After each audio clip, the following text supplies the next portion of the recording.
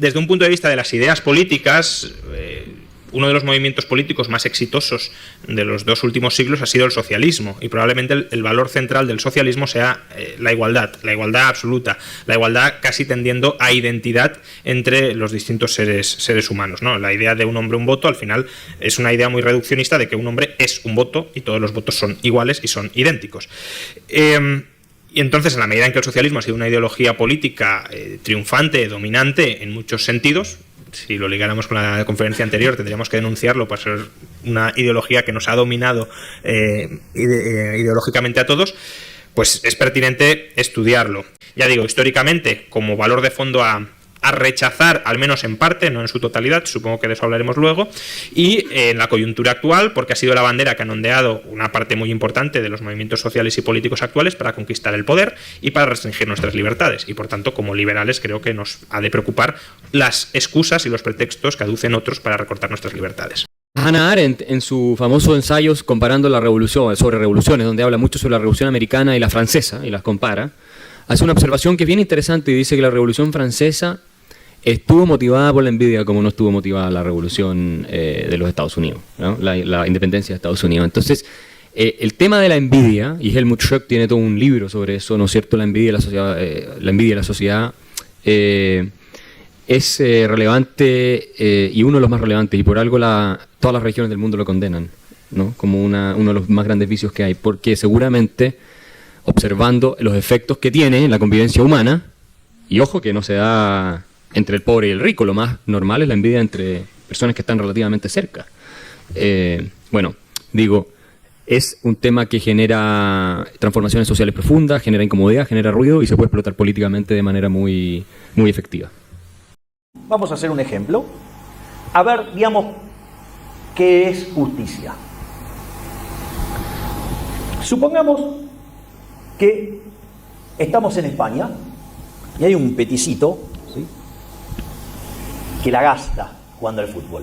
Se llama Messi. Tipo la rompe. O sea, y aquel que lo tenga va a ganar todo. Evidentemente, como digamos hay gran pasión por el fútbol en España, todos van a pujar por tener a quién, a Messi.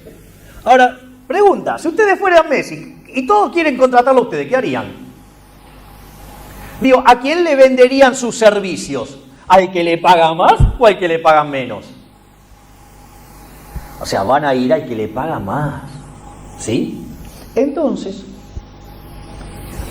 le dice Messi, bueno, yo voy a jugar en aquel que me dé todo el equivalente de la recaudación cuando se juega de local. Es decir, 2 estadios por mes. Consecuentemente, el club que lo quiera contratar a Messi tiene que duplicar el precio de las entradas. Entonces el problema es quién quiere pagar el doble, la entrada, para tenerlo a Messi en el equipo. Bueno, ese grupo de gente existe, se llaman catalanes. Entonces se lo queda el Barcelona. Empieza la liga y el Barcelona los caga goles a todos, les pega unos bailes morbosos a todos, o sea, y sale campeón de punta a punta, y entonces, digamos, van los catalanes y festejan en Madrid en pelotas y se les pasean todo y lo gastan, le pegan el gaste del siglo, los de Madrid están que les sale espuma por la boca, a todo. Acá el punto es, bueno, pero puede haber alguien que se ponga a mirar la distribución del ingreso. Entonces, cuando miran la distribución del ingreso, ¿qué va a pasar? Hay alguien que se llama Messi, que es profundamente rico. Después van a venir los jugadores y dirigentes del Barcelona. Después van a venir todos los españoles, salvo los catalanes. Y después vienen los catalanes. Punto 1. Si viene alguien y dice, no, porque acá la distribución del ingreso es injusta, porque si yo comparo lo que gana Messi respecto de lo que gana un catalán, la diferencia es de no sé cuántas veces. Entonces, eso es injusto. ¿Quién carajo sos para decir que eso es injusto, pedazo de pelotudo? Pedazo de arrogante. La pregunta es, ¿todos los intercambios que tuvieron lugar en esta economía fueron voluntarios o fueron a punta de pistola? Fueron todos voluntarios. Cada uno de los que participó de este proceso obtuvo lo que quería y lo logró mediante intercambios voluntarios. Es decir, Messi es un héroe. No hay que castigarlo. Es decir, es un héroe, sirvió al prójimo con un bien de calidad excelente. Y lo que consiguió, lo consiguió por la voluntad de los catalanes que estuvieron dispuestos a pagar esas entradas. Y lo que no entra en la cuenta esa es que, por ejemplo, toda la gastada que le pegaron los catalanes a los de Madrid. O sea, se imagina que si a su vez le sacaran guita a los de Madrid para dárselo a los catalanes porque están peores en la distribución del ingreso. Sería una locura. ¿Se dan cuenta de decir? Entonces viene alguien, ¿no?, y opina sobre la distribución del ingreso, y lo que no entendió nunca es cómo se generó ese proceso. Es decir, esa sociedad es hermosa, porque además todos consiguieron lo que querían. ¿O acaso, digamos, todos los españoles no catalanes que no quisieron pagar las entradas de Messi tienen derecho a quejarse de que no salieron campeones? ¿Querías salir campeón? ¿Hubieras pagado más? ¿No? Claro, pero eso no lo contemplan las cuentas nacionales, y esa parte se les olvida a esta manga de infradotados. Ahora vamos a otro caso. Me subo al colectivo con mi amiga Cristina y vamos y nos sentamos a la última parte del colectivo y ella se sienta obviamente a mi izquierda. Digo, como me senté en el medio también hay a mi derecha, recuerden que soy libertario. Digo, yo soy liberal en lo económico, en lo social y en lo cultural. Especialmente en lo cultural. Y también, si les gusta, en lo institucional. Pero eso, digamos, lo dejo para cuestiones de largo plazo. Entonces, en ese momento, digamos, entra un señor al colectivo con los bolsillos reventando de dinero. Y como mi amiga Cristina es una campeona de la justicia social, le parece profundamente injusto eso. Es más, o sea, ella desconoce el hecho de que este hombre está viajando con los bolsillos reventando así porque tiene que ir a pagar la operación de los ojos del hijo, porque si no se queda ciego. Ella desconoce eso. A ella lo que le molesta es que en el bolsillo tiene un montón de plata este señor. Entonces, va y toma esos bates que tienen los colectivos, que es para pegarle a las gomas, se acerca a este señor, le pone el bate de manera amigable sobre la cabeza y le dice, el bate se llama AFIP. Entonces, le dice, mira, si no me das tus ingresos, toda esa plata que tenés en el bolsillo, te voy a romper la cabeza de un batazo. El hombre, digo, por más que digamos, o sea, sabe que tiene que pagar la operación del hijo, sabe que tiene más chance de salvarle los ojos estando vivo que estando muerto. Entonces no le queda otra que darle toda la plata a Cristina. Entonces supongamos que Cristina no se la gasta en carteras, que no se la gasta en hoteles, que no se la gasta en zapatos, ¿sí?, que no se la gasta en ponerla en las cajas fuertes de los hijos, y la distribuye por igual entre todos los que están en el colectivo. O sea que ahora todos tenemos la misma plata en el bolsillo. La pregunta es, esa sociedad donde todos tienen lo mismo, ¿ustedes podrían decir que es más justa que la anterior? Es más, seguramente si hacen una votación en ese colectivo, gana Cristina. Porque le rompió el culo a uno y favoreció a un montón. Ahora, la pregunta es, cuando ustedes avalan eso, están avalando el robo. Es decir, ella le robó a ese hombre y la redistribuyó. Es decir, si el hombre se la ganó honestamente esa guita, ¿quiénes son ustedes para robarle el fruto de su trabajo? Claro, los otros están felices y van a decir, con Cristina estábamos mejor. Obvio. Yo me acuerdo que lo expliqué. Supongan que ustedes tienen un departamento, lo hipotecan, agarran esa guita y se van de joda a Europa durante, no sé, lo que le alcance, 1 año, 2 años. O sea, se la patinaron todas, se la patinaron todas. Digamos, quedaron con una mano atrás y otra adelante y se tienen que volver. Obviamente, perdieron el laburo, se quedaron sin recursos, nada, y tienen que pagar la hipoteca. ¿Qué va a pasar? No la pueden pagar. Consecuentemente, le van a sacar la casa. Es decir, entonces ustedes, digamos, pelotudamente pueden decir, no, pero estábamos mejor. Sí, claro, porque se estaban comiendo el capital. El caso del populismo es peor, porque en realidad la que estaban gastando era la de la casa de otro. O sea, ni siquiera internalizan el costo de la cagada que se mandaron. Entonces, sí, claro, estaba mejor, claro, porque se hacen los boludos, miran para otro lado. O sea, en realidad le importa la redistribución de ingresos, no le importa, digamos, el acto violento de meterle la mano en el bolsillo al otro. Con lo cual el sistema es profundamente injusto, digamos, Y no hay nada más injusto que la justicia social. Y no tiene que ver con el output final, sino que tiene que ver con el modo cómo se genera y si los intercambios son o no son voluntarios. Pero miren además cómo viene la distribución del ingreso en el mundo. El mundo cada vez distribuye mejor el ingreso. Fíjense lo concentrada que era en los 60, cómo bajó en los 80 y cómo es en el 2000. Entonces ahora les voy a hacer una trampita a mejor estilo zurdo y les muestro un gráfico. Miren cómo se ve el del año 2000. Ustedes ya saben de dónde viene y lo planito que se veía, ¿no? Pero vamos a cambiarle la escala para que se vea. Miren la desigualdad. Entonces, el problema es que si hacen uno parecido para el 2011, ¿qué pasa? Es decir, cada vez se va a un mundo, digamos, más igualitario. Eso sí, para tener esos beneficios tienen que laburar. ¿Sí? Y aquellas sociedades que se comportan como gladiadores no les va mejor, les va peor. Entonces, ¿dónde está la lógica de todo esto? Bueno, la lógica de la política populista la inventó ese hijo de puta de Wilfredo Pareto. Cuando él descubre la distribución del ingreso, que tiene, digamos, el formato de una log normal o una chi cuadrado, o sea, este formato, ustedes tendrían el promedio acá y acá tienen el modo, ¿sí? El valor que más se repite. Y el 75% de la gente queda debajo del promedio. Entonces, claro, es un golazo. ¿Por qué es un golazo? Porque cuando ustedes hablan de redistribuir la riqueza, de castigar al exitoso y todas esas cosas, todo ese programa de la envidia, el odio y el resentimiento, en realidad le están hablando al 75% de la población. Con lo cual llegan a mucho más gente. Es decir, eso para que vean el tipo de pelea que uno tiene que dar cuando quiere defender un modelo ético y moralmente superior, ¿sí? Que no se base en el robo.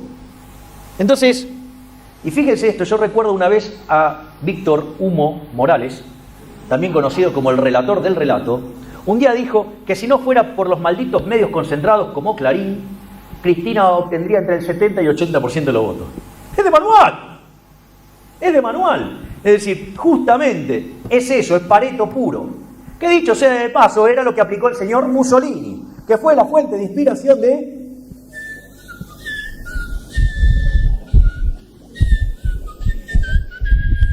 ¿No? Digo, cuando se fue a Italia.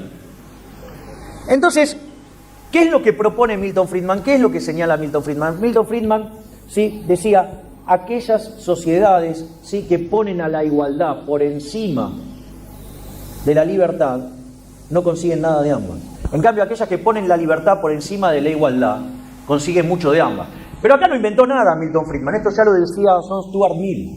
Es decir, aquellas sociedades que ponen a la igualdad por sobre la libertad, se convierten en una sociedad de saqueadores, porque buscando la igualdad de resultados, es un acto violento en el cual ustedes van a estar castigando a otros seres humanos, desde la poltrona, usando el aparato represivo del Estado para repartirla como ustedes quieren. Y en el medio algo se filtra. Digo, de hecho, fíjense lo que son las cosas. Salió un estudio del BID que muestra que para América Latina la ineficiencia técnica del gasto público es 4,4% del PBI. En Argentina ese número es 7,2%. Y las filtraciones, literalmente las llama filtraciones, en Argentina supera el promedio de ineficiencia técnica del resto de América Latina. O sea que acá hay chorros como en ningún lado. Es decir, tanta justicia social, redistribución del ingreso, lo único que hicieron fue sacarle a la gente productiva para dársela a los políticos, que son los únicos que progresaron. Entonces, básicamente, el eje central está, uno de los grandes logros del liberalismo es la igualdad ante la ley. Y ustedes cuando redistribuyen el ingreso, hay dos cosas, hay dos elementos. Uno es un elemento violento, que es el robo. Es decir, ustedes le están robando a alguien para supuestamente dárselo a otro. Es decir, con lo cual, además tratan desigualmente frente a la ley a la gente, que es, por ejemplo, los impuestos progresivos. Es decir, ustedes cuanto mejor sirven al prójimo, conviene de mejor calidad o mejor precio, son más exitosos. Entonces, ¿qué hacen estos zurdos asquerosos? Los castigan más que proporcionalmente, los tendrían que premiar. Entonces, en el fondo, ¿sí?, nos encontramos básicamente frente a dos sistemas. Hay un sistema que propone servir al prójimo con bienes de mejor calidad a un mejor precio, ¿sí? Propone el ahorro, el esfuerzo, la inversión, el trabajo duro, el respeto irrestricto del proyecto de vida del prójimo, la igualdad ante la ley. Y del otro lado está el modelo socialista basado en la envidia, el odio, el resentimiento, el asesinato, ¿sí? Tratar desigualmente frente a la ley y sobre todo el resentimiento. No sé de qué lado están ustedes. La desigualdad es un nuevo punto focal.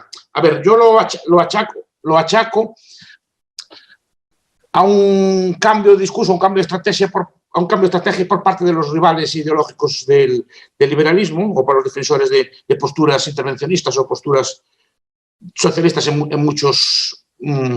todo en la amplitud del concepto, en el sentido de que yo recuerdo cuando yo era joven lo que discutíamos no era igualdad, desigualdad, ¿no? Nosotros hablamos de países ricos y países pobres, o de sociedades ricas y sociedades pobres, no de sociedades iguales y sociedades desiguales. Esto es un cambio de enfoque que se dio en los últimos años, precisamente porque la pobreza disminuyó tanto en términos absolutos a nivel global en los últimos decenios, que ha puesto a los críticos en un problema. Yo recuerdo aquellos libros de Singer, ¿no?, de los años 60, países ricos y pobres, se llamaban así, ¿no? Y en cambio la desigualdad era un concepto que se planteaba mucho menos, o desde luego entraba mucho menos en el debate, aunque ya Tawney en los años 30 había escrito un libro sobre eso, sobre desigualdad, etc.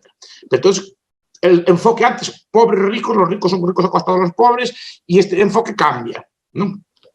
Y no tiene mucho que ver con una cosa, porque a nivel histórico la desigualdad ha disminuido. Pero la desigualdad no, la pobreza ha disminuido a nivel mundial a gran escala, lo que es la pobreza absoluta, ¿no? A nivel de alimentación, de un mínimo de atención sanitaria, de un mínimo de vivienda, etcétera, que puede mejorarse mucho, obviamente, pero disminuyó mucho, incluso la diferencia entre países, la desigualdad entre países disminuyó mucho. Y después otro hecho obvio, no se hablaba mucho de desigualdad, porque la desigualdad, normalmente como se reducía, era a través de guerras, de pestes y de pandemias. Supongo que ustedes conocerán un libro de un historiador romano de la historia de Roma, que se llama Walter Schlegel, se llama El Gran Nivelador, que es una historia de la desigualdad a nivel global desde los tiempos antiguos hasta la antigüedad. Pues es lo que concluye, entre otras muchas cosas, obviamente es un libro muy, muy rico, es que la desigualdad, normalmente las etapas de desigualdad son etapas de pestes, de pandemias mortíferas, de guerras, obviamente, claro, si viene Gengis Khan, ¿no?, como pasaba antiguamente, o Tamerlán, y nos saquea todo lo que tenemos, ahí no hay ricos ni pobres, aún no pasa por el rico que el pobre. Es decir, que queda todo el mundo igual, inerme, o entre un holocausto, una desgracia de estas proporciones, o una peste como la peste negra, ahí no hay ricos ni pobres. Afecta más o menos, puede haber algunos diferentes, pero normalmente afecta a todos por igual y todos quedan igual de chafados, ¿no? Si un gran incendio, una inundación o así, ricos y pobres quedan chafados. Lo que explica Schlegel es que ese fue el gran igualador. De hecho, por eso él compara, por ejemplo, en la Segunda Guerra Mundial. En la Segunda Guerra Mundial muchos países europeos salieron muy iguales. En los datos que maneja él, ¿no?, históricos, en porcentaje de las cosas que le gustan tanto, de Gini, ¿no?, de Corrado Gini, el viejo estadístico que inventó estos índices o curvas de Lorentz o cosas de este estilo, ¿no? Pues este tipo de indicadores, claro, se ve que en etapas de grandes guerras, cuando Alemania está arrasada, que no queda casi una casa en pie, las fábricas destruidas, buena parte de la población emigrada, etcétera, pues hay bastante igualdad. Porque claro, y los historiadores son conscientes de eso, por eso no incidían mucho históricamente en el término de la desigualdad, porque saben que el gran igualador es la muerte, y el gran igualador es la peste, el gran igualador es la desgracia. Entonces, es un aspecto, pero ahora como vimos, y es más, el gran desigualador, también lo que lo explica Schlegel, es la prosperidad. El gran desigualador son las etapas de paz, las etapas de prosperidad, las etapas de estabilidad, pues largas en el tiempo, son etapas de gran desigualdad. Y normalmente, claro, identificar la desigualdad con la prosperidad, pues no queda muy bien, ¿no? Entonces, normalmente ese debate se eludió y ahora, como repito, como vivimos en una etapa pues, matizada por pandemias como la que tenemos ahora, tenemos que no sean tan graves como las de la antigüedad, claro, etapas de gran prosperidad pues van generando desigualdades a largo plazo porque se van acumulando y se van creciendo y eso genera un caldo de cultivo para la desigualdad. De ahí que el discurso ideológico haya cambiado no hacia la pobreza, sino hacia la desigualdad. Y eso es un aspecto muy importante. Y de hecho se ha cambiado incluso la política pública. En el sentido de que antes todos los libros que leía yo cuando era joven y así eran para combatir la pobreza. Equivocadamente, o acertadamente. Pues los socialistas querían combatir la pobreza, los capitalistas querían combatir la pobreza, pero querían combatir la pobreza. No, pero es que no se habla de combatir la pobreza, se habla de combatir la desigualdad. El punto focal de nuestro siglo, el punto focal, uno de los puntos focales del debate ideológico de nuestros tiempos es la desigualdad, por eso es tan importante, ¿no? Dos, la cuestión de la desigualdad, que yo creo que tiene buena parte que ver, que ver con muchos de los argumentos que se usan. Históricamente, también se podía aplicar el sofisma de Montaigne. El sofisma de Montaigne, tal como lo define, por ejemplo, Rothbard, venía a decir que los ricos son ricos a costa de los pobres.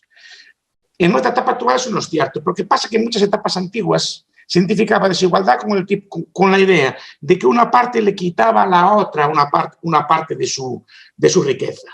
Y era cierto, en buena medida, porque buena parte de la riqueza que se extraía antiguamente era la riqueza extraída por medios políticos. Pues era el típico pachá, o bajá, o conde, o starosta, o lo que fuera, que le quitaba por la fuerza a los campesinos pues parte de su cosecha y después vivían en palacios y con muchos lujos y muchas cosas. Claro, pero esa riqueza no es una riqueza de mercado. No es una riqueza, no es una desigualdad de mercado, es una desigualdad extraída por la fuerza. Y buena parte de la desigualdad antigua no era porque los romanos o los chinos fueran muy emprendedores, sino pues son las sociedades estancadas, sino que simplemente los emperadores o así, a poco de excedente que hubiera, se lo apropiaban. Por eso es muy difícil crecer. Y la gente era consciente de eso. Y sigue siendo consciente porque en muchos países del mundo, incluso en países desarrollados o libres, buena parte de la riqueza también se extrae de forma política. En el sentido de que se extrae a través de impuestos, a través de regulación, a través de tasas. Porque una de las cosas, por ejemplo, cuando Piketty o Wilkinson, ¿no? O Robert Frank o Milanovic, que son así los principales teóricos de la desigualdad moderna, o Manuel Sáez, ¿no? Hablan de desigualdad en términos brutos, no matizan unas desigualdades y otras desigualdades, no matizan las desigualdades que derivan de su origen de la política y las desigualdades que derivan pues, del propio mercado, sino que ponen desigualdad en términos brutos y no las diferencian, no las matizan. Y eso es una cosa muy, muy importante. Y hay muchas formas, aún a día de hoy, en países supuestamente libres y en buena parte de los países del mundo, buena parte de la riqueza es de origen político. La riqueza de Putin, por ejemplo, si la tiene, o de Erdogan, o de Al-Sisi, ¿no? Pues no son, digamos, riquezas derivadas del emprendimiento, ¿no? Que inventaran una app, o que inventaran algún invento pues, comercial, o inventaran un teléfono móvil, o inventaran algún producto, algún coche eléctrico, alguna cosa así, sino que se debe simplemente a través de impuestos, regulaciones, monopolios. Buena parte de las empresas en muchos países son gestionadas políticamente, en muchos países de la Tierra, ¿no? Licencias que regulan el acceso, el proteccionismo que protege industrias de los aliados, el gasto de las rentas fiscales, ¿no? Y un montón de privilegios y monopolios otorgados a dedo, pues generan aún mucha desigualdad de renta. Entonces, claro, muchas personas de muchos países del mundo dicen, este típico Saddam Hussein o cualquier de estos que se vienen así, pues son muy ricos. ¿Y por qué son muy ricos? Porque traen renta a la población de mil y una forma distinta. Y esto pasa cuando miramos las fortunas de muchos sátrapas. Pero mucha gente es consciente. Entonces, cuando ve que una persona es rica, inmediatamente piensa que es por alguna forma inmoral de hacerlo o porque abusa de la fuerza. Claro, y eso es conveniente distinguirlo. Y yo creo que los teóricos de la desigualdad no lo distinguen lo suficiente, ¿no? Y esto es muy importante. Por tanto, cuando se habla de igualar, y si se fijan, las propuestas que hacen Piketty y todos estos teóricos tan exquisitos de la igualdad, pues normalmente hablan de políticas redistributivas, impuestos a la propiedad o a impuestos a las sociedades. Nadie habla de eliminar rentas políticas, nadie habla de eliminar regulaciones, nadie habla de los privilegios que tienen determinadas industrias. Pues en muchos países es la industria bancaria, en muchos países es la industria eléctrica, en muchos países es la industria de telecomunicaciones, en grados variables. No estoy refiriendo a España, me estoy refiriendo a muchos países de la Tierra y en España algunas de ellas se dan, o creo que se dan. Entonces digo, pero nadie habla de eso, ¿verdad? Dice, no, al rico hay que quitarle. Pero no le quitamos, era más cómodo, en vez de quitarle impuestos, quitarles la fuente de renta ilegítima, me refiero, ¿no? Que sería mucho más justo, mucho más fácil y mucho más equitativo. Buena parte de las desigualdades se deben a este tipo de rentas políticas. Y que se cada vez se inventa más la propiedad intelectual o todo tipo de subsidios. Ahora vemos subsidios cuando veo esto de subsidios a la economía circular, o la economía verde, o la economía de estas que hablamos así, la digitalización de la sociedad. Eso yo estoy mirando mi cabeza rentas a empresas concretas, normalmente bien conectadas con el poder político. No quiere decir que no hagan cosas, no quiere decir que no sea así, pero muchas de esas empresas están bien conectadas con el poder político y, por lo tanto, obtienen sus rentas no a través del mercado, no a través del intercambio, sino forzando a los consumidores a aceptar ese bien, porque no pueden entrar a otra competencia, o bien porque están siendo subsidiados por esto. Y esto muchas veces no se tiene en cuenta. Entonces, muchas veces la desigualdad, miramos un rico, pero curiosamente nunca en los ejemplos que se ponen en los tratados de desigualdad nos ponen a un político, con una renta política de este estilo, ¿no? No nos ponen las rentas de un monopolista puesto allí por el gobierno, o de una empresa subsidiada, o de una empresa con controles de precios favorables a ellos, etc. No, siempre nos ponen a gente que gana, curiosamente, que gana el dinero más o menos en el mercado. Después, claro, aún los que ganan en el mercado, en parte, algunos de ellos obtienen también las rentas de forma política, aunque no todos, y no todos en la misma proporción. Y eso es muy importante también tenerlo en cuenta. Cuando hablamos de desigualdad, las personas pueden ser desiguales en rentas, pero respecto a la política no son iguales. Hay personas que tienen mayor capacidad política, bien porque tienen habilidades de conectar con el poder, bien porque tienen ellas capacidad de obtener el poder por sí mismas. Entonces, es muy importante tener esto. Tres.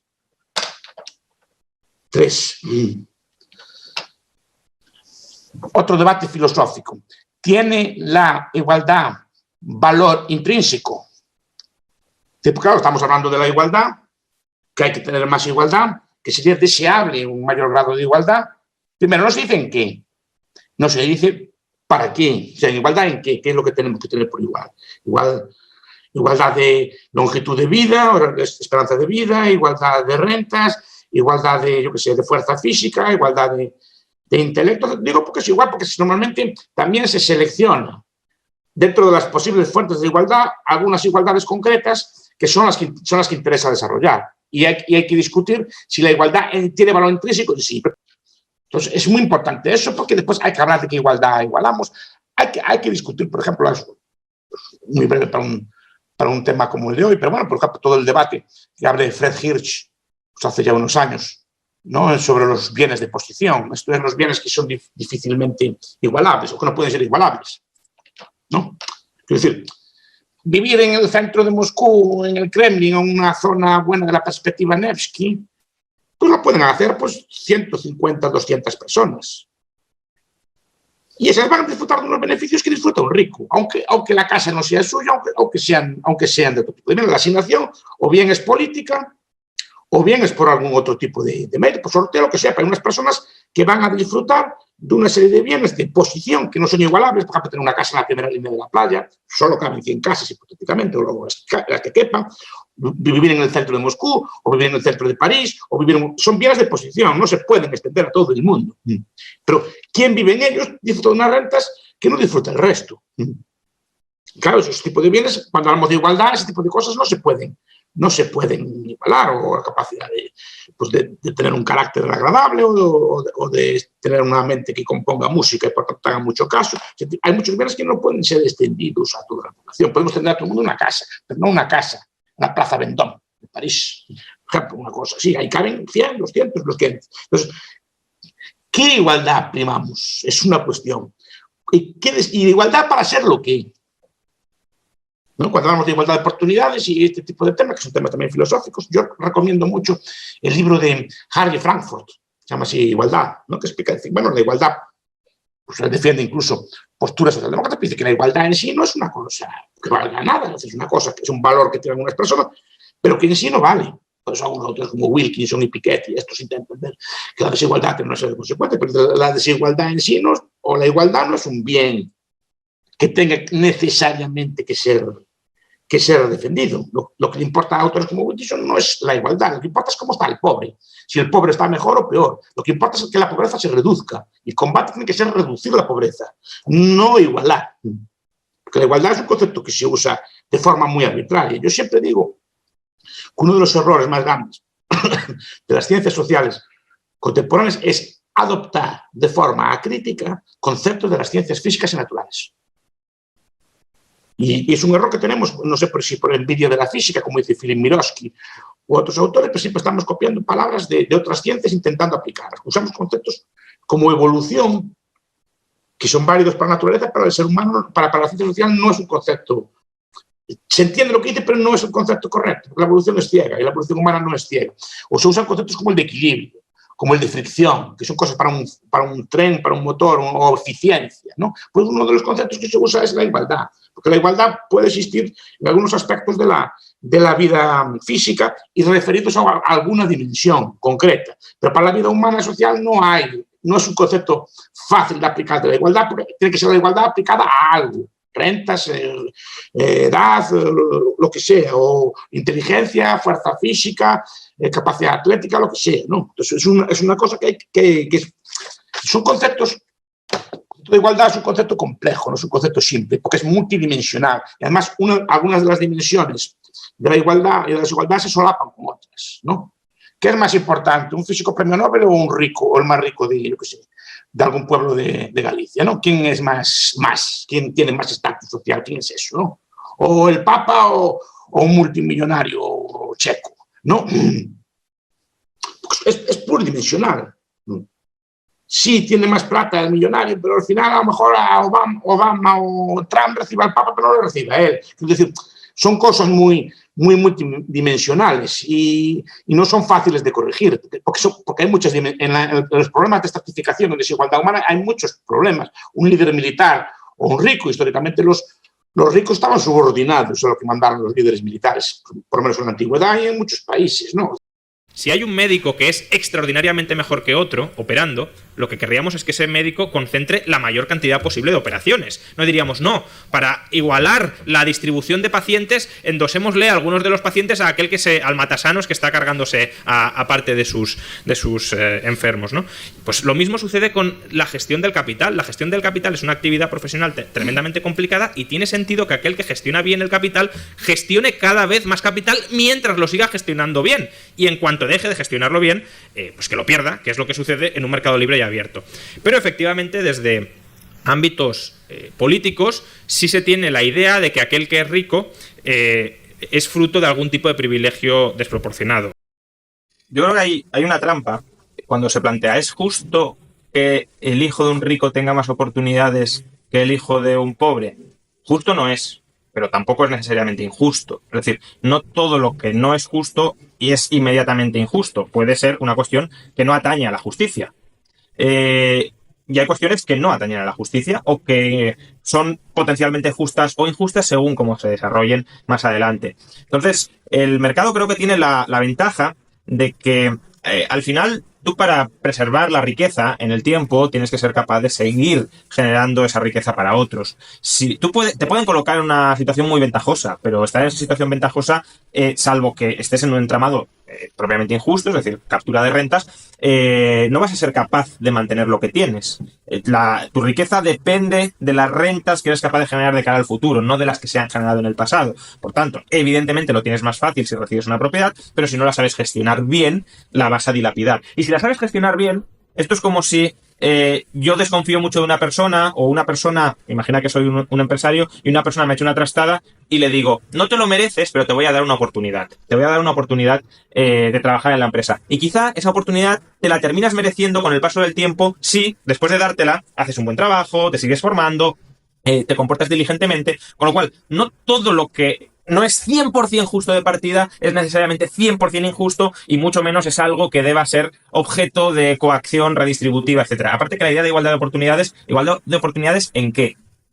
Porque normalmente se piensa en términos de igualdad de acceso a la escuela, como si fuera el único criterio de oportunidad, pero no igualamos ni la belleza, ni la habilidad para jugar al fútbol, ni la capacidad de persuasión, ni muchas otras características que son probablemente mucho más determinantes de muchas otras oportunidades súper valiosas en la vida que no tenemos en cuenta. Entonces, si una persona, por ejemplo, nace muy desgraciado y se hace un célibe involuntario, que han estado de moda últimamente, pues esa persona puede sufrir muchísimo, pero a lo mejor esa persona sufre muchísimo por ese lado, pero tiene luego la habilidad de comerciar y de ganar dinero. En cambio, otro que tiene mucho más atractivo sexual, pero no tiene tanta capacidad de generar dinero, le están colocando un impuesto al otro por el dinero que genera para dárselo al que tiene más oportunidades sexuales y menos dinero, y el otro se queda, sí, con menos dinero y siendo un célibe voluntario. Por tanto, ¿por qué el único criterio válido en la vida es el dinero cuando la propia izquierda dice que el dinero no es todo lo que importa? ¿Qué es la justicia social? ¿Qué es la igualdad de oportunidades? Que es un concepto que se usa mucho para justificar. Por ejemplo, ¿cómo se justifica que el Estado preste la educación como bien? ¿En qué se justifica? La distribución de la riqueza son conceptos igualitarios.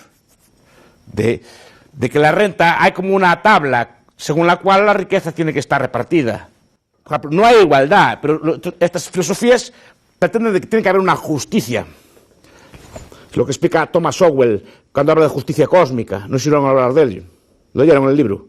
The Quest for Cosmic Justice. El mundo no es justo ni injusto. Justo o injusto si es algo deliberado. Si yo le robo su laptop a alguno de ustedes, usando la fuerza o una pistola, eso es un acto deliberadamente injusto. Eso es un acto malo. Ahora, si ustedes nacen... Yo tuve alumnos, por desgracia, pues, con minusvalías severas. Tuve alumnos ciegos, tuve alumnos que tenían que ir en silla de ruedas, alumnos enfermos. Y tuve incluso alumnos que, por desgracia, me murieron con 18 años, 19 años, de un ataque al corazón o de una enfermedad que tenían. ¿Eso es justo o injusto? ¿Es justo que haya gente sana y gente enferma? No. No es injusto, es así como salieron. Es decir, es una desgracia, pero no es culpa de nadie. Nadie quiso que ese señor naciera así. Si unas personas son más inteligentes como otras, eso es justo o injusto. Si unas personas son más guapas que otras, por ejemplo, eso es justo o injusto. Es como es. Y si unas personas son más simpáticas que otras, o más fuertes que otras, es como es el ser humano. Pues si soy más fuerte que usted, pues yo soy un boxeador de estos que ganan muchos millones de dólares. ¿No? Mi fuerza es mi renta. Una modelo gana dinero por la cara bonita, o no, o un actor de cine gana dinero por la cara bonita. Eso es justo o injusto. Y es justo o injusto que ustedes sean inteligentes y otros no lo sean tanto. No sé si me explico. Se lo explica muy bien, por ejemplo. Yo le recomiendo a estos efectos 2 libros. Por ejemplo, para ver este tipo de cosas. El de Nancy Etkoff, La supervivencia de los más guapos. Analiza todas las ventajas que tiene una persona por ser guapa y todos los problemas que tiene por ser fea. Y se los detalla allí todos. Y se da cuenta de que puede haber enormes injusticias. Injusticias no, que la vida no es igual, no sé si me explico. Otro que recomiendo es el de Catherine Hakim, Capital erótico, que va más o menos de lo mismo. Dice que el capital que obtienen las personas en rentas, dinero, amistades, influencia, pues ser atractivos o no. Y los problemas que tienen los feos, las ventajas que disfrutan los guapos. Eso es justo o injusto. ¡Cuidado! Cuando hablamos de reparto y redistribución, es la inteligencia, la belleza, la salud, el carácter, son heredados. ¿Sí o no? O sea, los merecen ustedes. Merecen ustedes ser guapos o ser feos, merecen ser listos o no ser, estar sanos, estar enfermos, lo merecen, es un mérito suyo. O es una suerte que les tocó.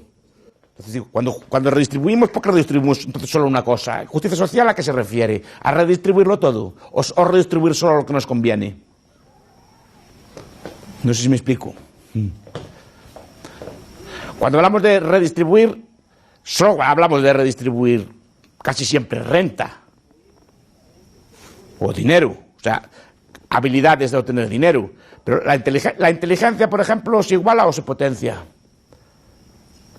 O sea, la inteligencia, ¿qué se potencia? ¿La igualdad o la desigualdad? ¿Qué se potencia con la inteligencia? ¿Igualdad o desigualdad? La desigualdad. Si ustedes son listos, ya de pequeños, mejor escuela. Mejor escuela, mejor universidad. Mejor universidad, mejores becas de posgrado, mejores oportunidades para ganar dinero. Si usted nace con, a lo mejor que no es muy listo de pequeño, no es muy lista de pequeña, ¿qué le pasa? Ya no pasa ni de la primaria, si me explico. Ahí la desigualdad, al que es listo, aún solo potencia más. a un le dan más cosas y al que no es tan listo se lo machaca más. ¿Por qué no lo distribuimos? Hagamos al revés. Al más burro, ¿cuál es la mejor universidad del mundo? Lo mandamos allí. No se me explico. Y cuando acabe la mejor universidad, lo hacemos más. Al más listo, ¿cuál es la peor escuela que hay en el peor barrio de aquí de la ciudad de Guatemala? ¿No? Allí para el más listo. No se me explico. Malo será que al más burro no lo subamos algo mandándolo allí y al más listo no lo bajemos un poco mandándolo allí, ¿sí o no? Por ejemplo, al más listo le podemos prohibir leer, le podemos prohibir que tenga libros, le podemos prohibir que estudie, y en cambio al otro darle los mejores libros y las mejores escuelas. ¿Sí o no? Pues, ¿les parece absurdo? ¿Por qué en la renta no les parece absurdo? Igual de absurdo es, en un caso que en el otro. Pero ¿cuál es la diferencia? Que la renta es por mérito. La renta es por mérito por muchos factores. Es decir, sus rentas las sostiene usted probablemente por cosas inmerecidas. A lo mejor por herencia de sus padres. Bien porque por sus habilidades intelectuales. Bien por su salud. Bien por sus habilidades pues, con la pintura, con el arte, con la política, con lo que sea. Con sus habilidades retóricas. Es decir, que habla usted muy bien, etc. Puede ser con su belleza, puede ser con mil factores más. Todos ellos inmerecidos, eso es lo que le da a usted rentas. No sé si me explico. Pero cuidado. ¿Dónde está el truco aquí? ¿Por qué triunfa esta gente toda? ¿Qué es lo que tiene el intelectual? ¿Qué es lo que tiene el cultureta, como lo llamamos allí en España? ¿Qué? Cultureta, ¿qué es lo que sabe hacer? Cultureta, el intelectual de izquierdas o el intelectual así, ¿qué es lo que sabe? Sabe escribir. Y seguramente es muy listo de forma abstracta. ¿Qué es lo que no sabe hacer? Gana la plata. No sé si me explico. Y él le da rabia que siendo tan listo como es y sabiendo tanta filosofía y tanta teoría política y tantas cosas, que un carnicero, un vendedor de carne de puerco, gana más dinero que él. Entonces eso le da rabia. Entonces, ¿qué quiere? Quiere un mundo que esté ordenado por qué criterios. De intelectuales. No sé si me explico. Entonces, en el mundo que él diseña, gobernarían los sabios, gobernarían los técnicos, gobernarían los planificadores, que es lo que es él. No sé si me explico. Quiere un mundo en que sea él el que gobierne. No sé si me explico. Por tanto, critica o defiende la igualdad de rentas, pero la desigualdad en las inteligencias. No sé si me explico. Que es lo que tiene él. Menudo. Pero ¿cuál es su ventaja? Que él es el que escribe, él es el que educa, él es el que habla en las televisiones y en las radios, él es el que tiene capacidad de influir la mente de las personas. Por eso sus programas triunfan. Por eso triunfan ideas de justicia social o de igualdad. Para más, ¿qué es justo o injusto? Repito. ¿Cómo puede haber igualdad de oportunidades? ¿Puede haberla? Nunca puede haber igualdad de oportunidades. Por muchos factores. Que yo me cago, miren ustedes, hay jóvenes como son, tienen esos laptops y estas cosas todas, y yo no los tenía y tal. Miren qué bien lo pasan, cómo pueden aprender, y yo esas cosas no las tenía. Y, ¿qué les voy a hacer? Nací años antes que ustedes, no tengo esas modernidades que tienen ustedes. Mira, ahora que viven, que pueden viajar, y antes viajar costaba muchísimo dinero, y ahora ustedes van todos a Europa, van a todas las partes, y nosotros ni soñábamos con esto y todas estas cosas. Y me dirán ustedes, ¿qué culpa tenemos nosotros? Nosotros tenemos otras ventajas, pues había menos competencia laboral, había otra serie de cosas, siglo pasado, no sé si me explico. Tenemos ventajas de otro estilo. Pero no podemos estar quejándonos. Tampoco podemos quejar. No tenemos las mismas oportunidades en un sitio que en otro. Y las oportunidades no son oportunidades para algo. No sé si me explico. Por ejemplo, imaginen que uno de ustedes tiene voz para cantar ópera china. Imaginen que ustedes tienen esa característica.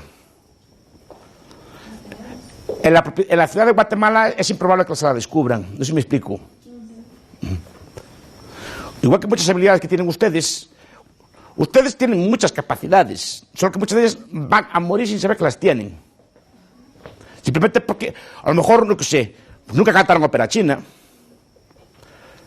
nunca pilotaron un tractor o un reactor, y a lo mejor eran grandes ases de guerra. Pero en el sitio que nacieron y en el que vivieron, pues a lo mejor nunca van a probar eso. O pilotos de Fórmula 1, o jugadores de Go. No sé si me explico. Que yo sepa, no se juega al Go.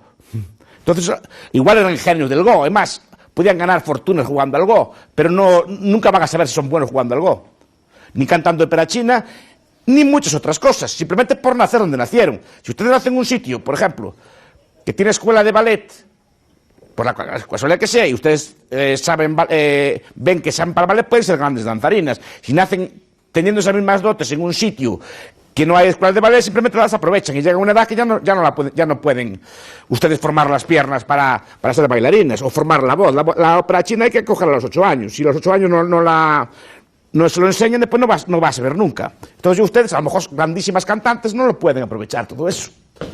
Es más, nunca lo sabrán. Entonces, es justo eso, pues no es como es. Por nacer donde nacen, cuando nacen, con la familia que tienen unas oportunidades o tienen otras, pero eso es radicalmente inigualable. Y no pueden igualar oportunidades, solo pueden igualar oportunidades en lo que le conviene al planificador que igualen. Que algo así no es igual, tampoco. Que incluso, dicen el bien público, la escuela, aunque todo el Estado le presta la escuela nunca es la misma. A ver si me explico. El Estado mexicano, usted es mexicana, si no recuerdo mal, ¿no? Tiene muchas escuelas.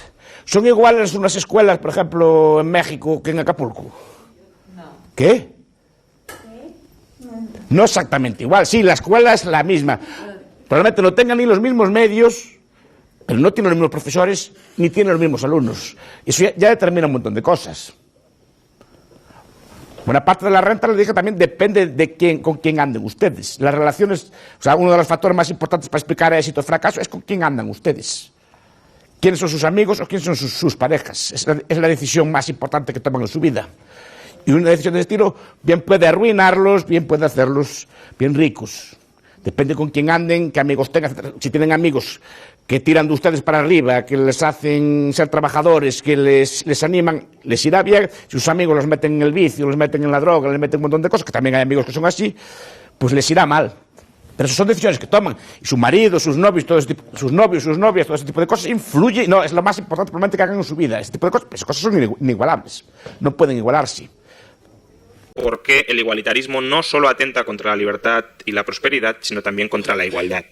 Porque la igualdad es un valor fundamentalmente liberal y porque las ideologías igualitaristas no solo se cargan la libertad, sino que también se cargan la libertad real, la igualdad real de las personas. El liberalismo es una filosofía política individualista. Individualista significa que parte de la base moral, del presupuesto moral de que el individuo importa y de que, por tanto, hay que conceder al individuo una importancia capital dentro de una comunidad política. O dicho de otra manera, el individuo tiene derechos frente a la comunidad política. O, como decía Nozick, las personas, los individuos, tenemos derechos y hay cosas que ningún otro individuo ni ningún grupo puede hacernos sin conculcar esos derechos. Precisamente porque, como digo, el individuo es fundamental, se le reconocen socialmente derechos para que pueda desarrollar sus proyectos vitales. Y aquí es donde entra crucialmente la igualdad, y especialmente en tiempos populistas como el actual, donde no solo se ataca esa igualdad entre personas con desigual fortuna, sino también entre personas con desigual origen étnico, religioso o nacional. El liberalismo reconoce derechos a cada individuo iguales a los de cada otro individuo. El liberalismo necesita parte esencialmente de la igualdad jurídica, de la igualdad de derechos entre las personas, precisamente porque considera a todas las personas iguales desde un punto de vista moral, desde un punto de vista jurídico. De hecho, hay grandísimos liberales que han hecho hincapié en este presupuesto fundamentalmente de igualdad en la filosofía política liberal. Por ejemplo, Friedrich Hayek, en los Fundamentos de la Libertad, dice: la lucha por la igualdad formal y contra toda discriminación basada en el origen social, la nacionalidad, la raza, el credo, el sexo, etc., sigue siendo una de las características más importantes de la tradición liberal. O, si vamos un poco más atrás, ¿qué dice la Declaración de Independencia de Estados Unidos? Sostenemos como evidentes estas verdades: que todos los hombres son creados iguales, que son dotados por su creador de ciertos derechos inalienables, que entre estos están la vida, la libertad y la búsqueda de la felicidad. O incluso si vamos más atrás, si vamos al origen intelectual de la Declaración de Independencia de Estados Unidos, si vamos a John Locke, a la segunda carta por la tolerancia, dice: si como debería suceder, como debería, las leyes de un país se redactaran de manera igualitaria para todos los sujetos, sin distinción entre las distintas confesiones religiosas, lograríamos inmediatamente una perfecta tolerancia que mostraría la inutilidad del uso de la fuerza en materia de religión. Por tanto, en el centro del pensamiento liberal está, por supuesto, la libertad, pero la igual libertad entre todas las personas. Y ahí justamente entra la famosa ley de Herbert Spencer, el derecho a la igual libertad. Todos podemos hacer lo que queramos mientras no infringamos la igual libertad del resto de las personas. Evidentemente, cuando uno parte de una concepción liberal e individualista de los derechos, es decir, el derecho de cada persona y de todas las personas es no vernos interferidos por los demás en el desarrollo de nuestros proyectos vitales, uno cae de por sí en una concepción procedimentalista de la justicia. ¿Esto qué significa? Que no valoramos el resultado de las acciones de los individuos. Lo que valoramos es si esas acciones violan o no violan derechos. Y si las acciones son justas porque no violan los derechos de otras personas, el resultado es aceptable simplemente porque deriva de un conjunto de acciones que, como digo, son justas. Esto es justamente el ejemplo que pone Nozick en Anarquía, Estado y Utopía, cuando habla del caso de Bill Chamberlain. Bill Chamberlain era un jugador de la NBA, de los tiempos de Nozick. Hoy podríamos poner el ejemplo de Cristiano Ronaldo o de Messi. Si cada uno de nosotros queremos darle 1 euro, 10 euros, 100 euros a Ronaldo o a Messi, a través del precio que pagamos en las entradas para ir a verlos al fútbol, y esas personas se convierten en multimillonarias porque cada uno de nosotros simplemente les hemos querido dar, con contraprestación, porque disfrutamos de su juego, pero aunque fuera una donación, si les hemos querido dar ese dinero porque a nosotros nos satisface dárselo, el hecho de que sean multimillonarios no es injusto, porque no se ha violado ninguno de los derechos de las personas al llegar a ese resultado.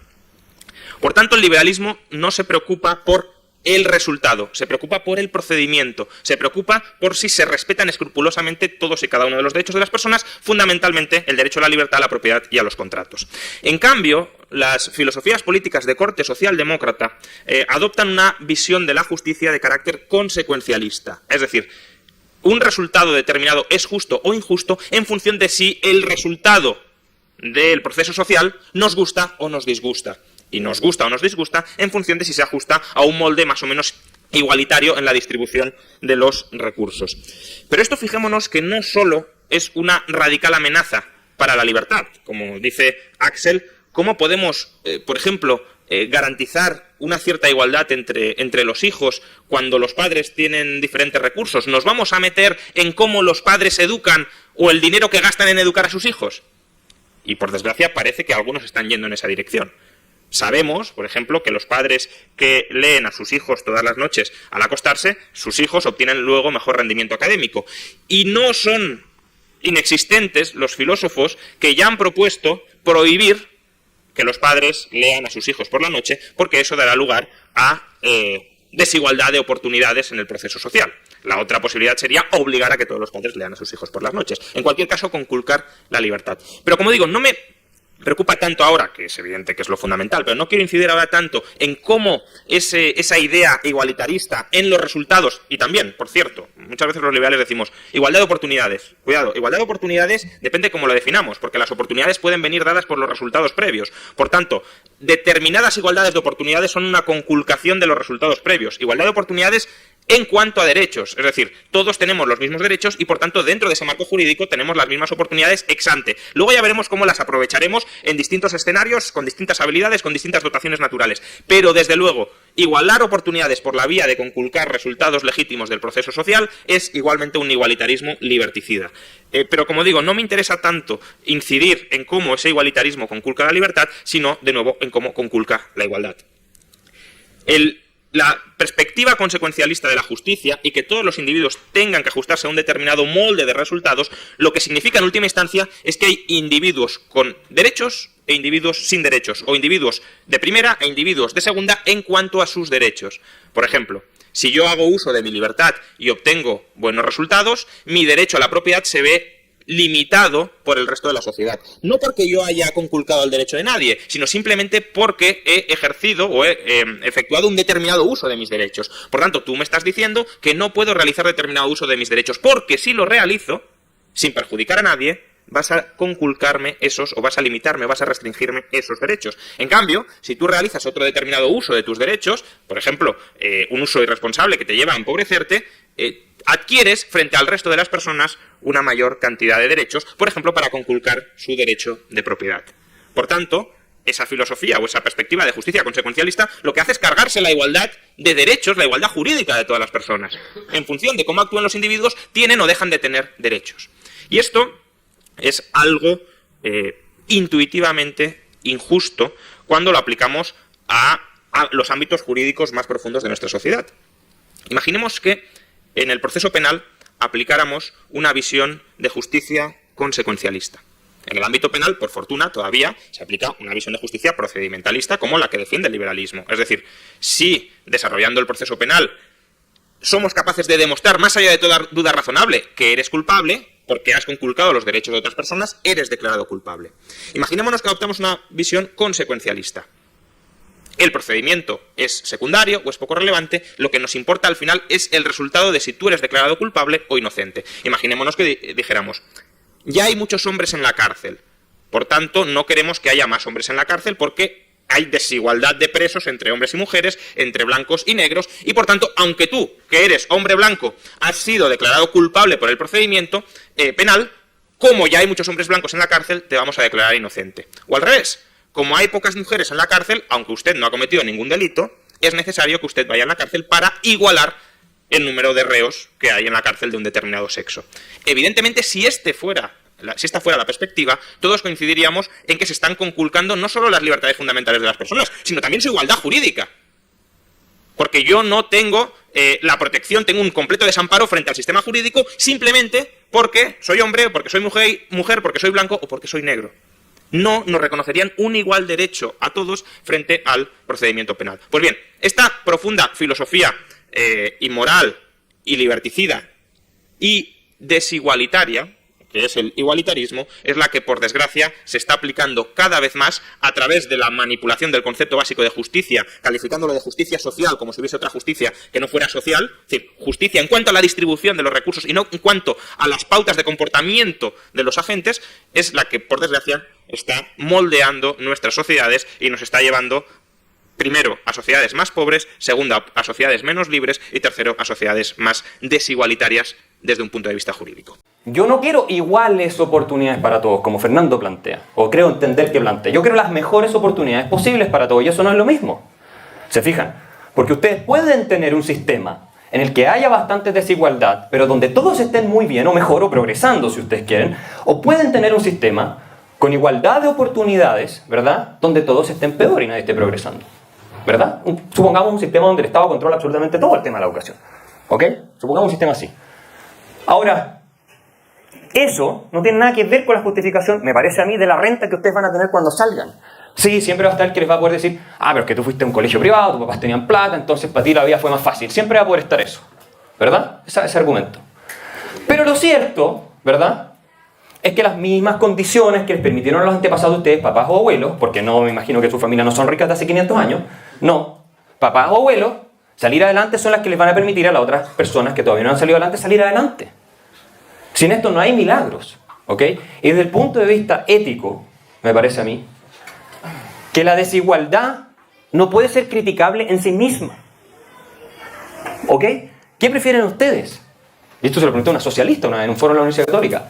En este minuto, si le multiplicamos por 1000 o por 100 el ingreso a todos los chilenos, ¿verdad?, las desigualdades relativas se van a mantener exactamente iguales. Multiplicamos por 1000 a todos, pero entonces la diferencia se permanece. También podemos hacer de quitarle al 20% que más gana la mitad, sin mejorar a nadie. Vamos a tener una sociedad más igualitaria. En el segundo caso, no en el primer caso. Pero en el primer caso vamos a estar todos mejores, ¿verdad? ¿Qué prefieren ustedes? ¿Multiplicar por 1000 o por 100 los ingresos de todo el mundo? ¿O quitar y ser igual de desiguales que ahora? Podemos hacer un ejercicio matemático donde seamos incluso más desiguales y todos estemos mejor. O bien, disminuir a los que tienen más con tal de que todos estemos iguales. No hay en la igualdad en sí material, sí en la igualdad ante la ley, en la igualdad política, pero no hay en la igualdad sí material un principio normativo, moral, que por definición la haga buena, la igualdad material. Podemos lograr la igualdad en la miseria, como en Venezuela. Eso no es moral, necesariamente.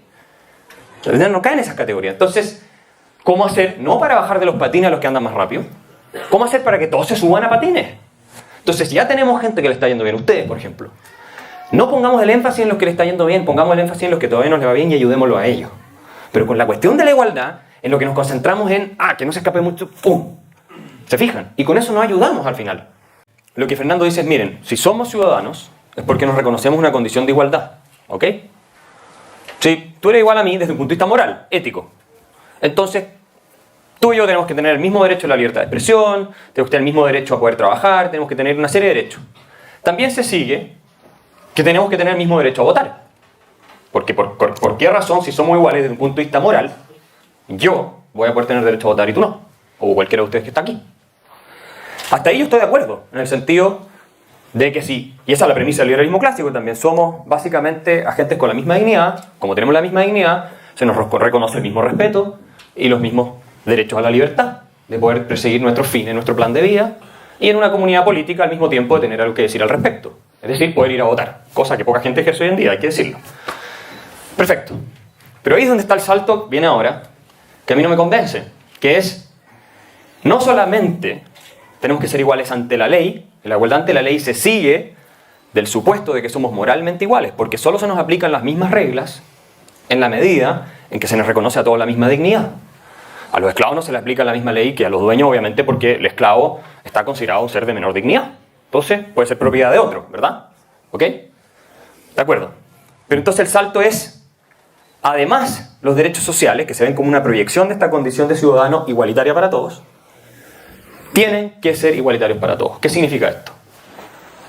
Que cosas como la educación, por ejemplo, no pueden reflejar, son un tema público, o sea, estatal, y no pueden reflejar diferencias relevantes. Es decir, en una teoría estricta de la igualdad de condición de ciudadano, ¿no es cierto?, que es la que explica Fernando, proyectada hacia los derechos sociales, un colegio como este no podría existir. Habría que cerrarlo. Porque en la medida en que haya colegios particulares pagados, como este, que es uno de los mejores colegios de Chile, y haya otros que no, porque hay padres que no van a tener los recursos para pagar los colegios particulares como estos, se está generando una desigualdad fáctica que no es compatible con la teoría de igualdad de ciudadanos. Entonces, este colegio hay que cerrarlo, hay que estatizarlo, hay que someterlo a un régimen con tantas restricciones que terminaría por desvirtuar su naturaleza. ¿Ok? Eso aplicará a los colegios privados. Lo mismo pasa con las pensiones. El sistema de capitalización individual, que es la pensión, que hoy día tan endemoniado, resulta que el Estado tendría que hacerse cargo de eso. Fernando utiliza el concepto social porque cree que el Estado encarna cierto espíritu social. Yo pienso que no es así. Yo creo que el Estado es una organización, ¿no es cierto?, desde el punto de vista sociológico, que el Estado es una organización integrada por seres humanos de carne y hueso, como cualquier otra, ¿verdad?, que detenta el monopolio legítimo supuestamente del uso de la fuerza. Y que cuando lo tienen, también se benefician ellos. Véase todos los escándalos de corrupción que hemos conocido hace poco tiempo. ¿Ok? Y además genera problemas de incentivos que no voy a entrar ahora porque la discusión más bien filosófica en este minuto. Si lo aterrizamos a la parte económica y práctica, creo que el cambiar el sistema casi se cae de la mesa, ¿no? Entonces, quiero volver al punto de fondo. A mí me parece que los derechos sociales son la negación, no la proyección, de la condición de ciudadano. ¿Por qué?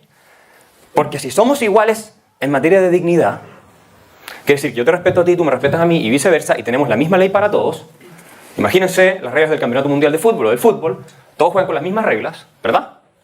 Entonces, tenemos que respetar los proyectos de vida de cada persona. Si tú quieres ser empresario, es tu proyecto de vida, ¿con qué derecho yo te voy a impedir hacerlo? ¿Y qué pasa si tú y tus amigos el día de mañana quieren abrir como proyecto de su vida una clínica privada para atender gente que la pueda pagar, que dentro de su proyecto de vida está también poder ir a una clínica privada para ellos y para sus hijos, usando el dinero que se ganó con su propio esfuerzo? ¿Ok? ¿Cuál es el problema? O sea, si yo estoy dispuesto a decir es que no, porque hay un tema público, automáticamente tengo que prohibirte poder hacer eso, tengo que prohibirte poder abrir colegios como este, ¿no es cierto? Y tengo que obligarte a ti a ir a servicios estatales igualitarios para todos. Y tengo que obligar a tus hijos a ir a colegios estatales para todos. Y vean ustedes cómo funcionan además, ese es otro problema. Pero aunque funcionaran increíblemente bien, te tengo que obligar, te tengo que prohibir coactivamente, es decir, por la fuerza, desarrollar tu proyecto de vida. En ese sentido, disponer de los frutos de tu trabajo, que es, y Marshall lo reconoce, la propiedad privada, parte de los derechos civiles. Entonces, restringo tu libertad, te digo, no, usted no puede abrir un colegio, usted no puede mandar a su hijo al colegio que usted quiere, usted no puede jubilarse privadamente en un sistema de pensiones. No puede. ¿Por qué? Porque va a generar desigualdad. Y como la desigualdad es incompatible con la condición de ciudadano, entonces eso tiene que estar prohibido. O muy restringido, por decirlo de otra manera, no tan dura. ¿Ok? Pero yo digo al revés. Si ustedes son iguales ante la ley, si somos iguales en términos morales, yo tengo que respetarlo aunque no me guste. Y no solo se traduce en lo que dice Fernando, que es el auto. El Camaro amarillo que le gusta a Fernando. Me acuerdo de ese ejemplo que pusiste una vez. Eso no me gusta, debo decirlo. Bueno. Pero usa el ejemplo. Bueno, no solamente es el automóvil, ¿se fijan? El problema. ¿Por qué yo tengo derecho a comprarme un Ferrari si quiero, pero no tengo derecho a decidir a qué colegio voy a enviar a mis niños? O abrir yo un colegio a la pinta de lo que yo y mis amigos queremos, ¿verdad? No le estamos dañando a nadie, no estamos evitando que otros lo hagan tampoco. Háganlo, hagan lo que quieran. Pero déjenme a mí vivir mi vida, desarrollar mi proyecto de vida como quiero, transmitirle a mi hijo los valores que yo quiero, darle la educación que yo quiero. Eso es parte de mi dignidad como persona. Eso es igualdad ante la ley, ¿verdad? Entonces, es lo mismo que en el fútbol. Es como decirle a Messi, ¿sabes que a ti te vamos a aplicar reglas distintas para que no juegues tan bien? Porque es injusto para los demás jugadores, tú eres demasiado desigual. No, hay reglas igualitarias para todos, y de ahí unos llegarán al Barcelona, otros se quedarán en la tercera división. ¿Sí o no? ¿Significa eso que el Estado no tiene que asumir ningún rol de apoyo a los que necesitan? No, no significa eso. ¿Ok? Por eso nosotros, que pensamos más en el sistema de economía libre mercado, social de mercado, creemos que el gasto tiene que ser focalizado en los que más lo necesitan, y no un esquema de derechos universales garantizados como los que propone Fernando. Que ni siquiera hemos entrado a la discusión económica de lo mal que funciona, porque funciona muy mal. El caso de Brasil es un buen ejemplo. Ahora, hay otros temas también que se pueden ver a nivel comparado en constituciones. Hay un artículo de Sebastián Edwards en el Centro de Estudios Públicos, ustedes pueden estudiarlo. Garantizar derechos sociales en las constituciones, en el caso de la educación, por ejemplo, no mejoran absolutamente nada, esa es la evidencia empírica, los resultados de calidad, ni siquiera la desigualdad, que es el tema que supuestamente preocupa a quienes promueven estas ideas. Entonces voy resumiendo. Si ustedes quieren ir a gastarse $200 en un concierto de Justin Bieber, yo lo encuentro espantoso. No me gusta. Pero es su derecho a hacerlo. ¿Por qué? Porque la libertad de una es tu proyecto de vida. Tú tienes la libertad de hacerlo, ¿ok? No veo por qué, en materia de lo que se llaman derechos sociales, tiene que ser distinto. Y por lo demás, si de verdad aceptamos que hay algo así como los derechos sociales, que es un concepto muy cuestionable, no crean que es evidente que hay derechos sociales, no, no es evidente que hay derechos sociales. Es un concepto muy cuestionable. Si aceptamos en una de esas y hacemos los estudios económicos y empíricos, como es el caso y los existen, nos vamos a dar cuenta que la provisión privada, incluso con lucro de derechos sociales, es mucho más eficiente en resolver los problemas, ¿verdad?, que cuando el Estado controla toda esa dimensión. Por los problemas de incentivos, por el despilfarro, por la corrupción, por una serie de factores. ¿Ok? Y hay un montón de datos para avalar este tema. Entonces, yo no sé cuánto tiempo me va quedando. Un minuto. Entonces, para ir cerrando, yo los llamo a pensar de esta manera. Si respetamos los proyectos de vida ajenos, de todas las personas, y eso mutuamente, obviamente, no es que tú respetas el mío, yo no el tuyo, no, para todos. Tenemos que respetar el derecho a disponer de la propiedad que cada uno adquirió, ¿ok? Y si eso es así, tenemos que respetar que haya personas que quieran crear colegios a los cuales mandar a sus hijos, crear universidades, crear lo que quieran, ¿ok? Es parte de tu dignidad como persona. Lo contrario es poner la bota del Estado, ¡pum!, para igualarnos a nosotros, aplastarnos y prohibirnos, ¿cierto?, desarrollar nuestro proyecto de vida como nos parezca, bajo el argumento de que no vamos a lograr la igualdad que estamos buscando. Y cierro diciendo que esto no significa, ojo, que el Estado no deba asumir ningún rol en materia de ayuda a los que lo necesitan, con políticas públicas focalizadas y bien pensadas, con incentivos bien puestos para que la plata no se pilfarre y no se pierda. ¿Conocen la distinción entre derechos positivos y negativos? Derechos negativos es que no me hagan cosas. Y para mí son los únicos derechos. Es decir, que no me peguen, que no me agreden, que no me violen, que no me roben, que no me hagan daño, que me dejen moverme, o sea, que no me impidan cosas. Es el derecho negativo, que no se metan conmigo. Derechos positivos es el derecho que tengo a tener algo. No sé si me explico. Eso empieza con las constituciones de francesa de 1848, repito, como dije antes, habló Tom Paine, los derechos del hombre y otros autores. ¿En qué consiste? Es decir, empiezan a hablar del derecho, por ejemplo, al trabajo, empiezan a hablar del derecho a la vivienda, empiezan a hablar del derecho a la salud, empiezan a hablar del derecho a la educación, que son derechos no negativos, son derechos positivos. ¿Por qué? Porque implica que si yo no soy capaz de prestar ese servicio, o de obtener ese servicio, el Estado, o lo que llaman ellos, la sociedad, tiene que pagármelo a mí. Yo tengo un derecho, supuestamente para ser libre, tengo derecho a tener cosas. Porque supuestamente la libertad se basa en tener una serie de cosas. Yo no puedo ser libre obviamente si no tengo alimento, no puedo ser libre si no tengo una casa, no puedo ser libre si tengo una educación. Es la dialéctica del derecho positivo y del derecho negativo. Titmuss y Marshall teorizan el derecho positivo y establecen el derecho de ciudadanía. Esto es, por el hecho de ser ciudadano inglés, alemán, italiano, etc., tengo una serie de derechos que la sociedad me debe. La sociedad me tiene que alimentar, me tiene que vestir, me tiene que dar educación, sanidad y muchas otras cosas que ahora derechos de cuarta y quinta generación, derecho a la felicidad, derecho a un montón de cosas más, ¿no? Al medio ambiente limpio, hay un montón de cosas positivas. Yo digo, ¿puede haber un derecho positivo? Me digo, ¿por qué no puede haber un derecho positivo a la educación? Eso que consiste que otras personas, si yo quiero aprender algo, tienen que pagarme a mí para educación, ¿no? Yo entiendo la libertad como algo material. Yo soy lo que se llama un liberista.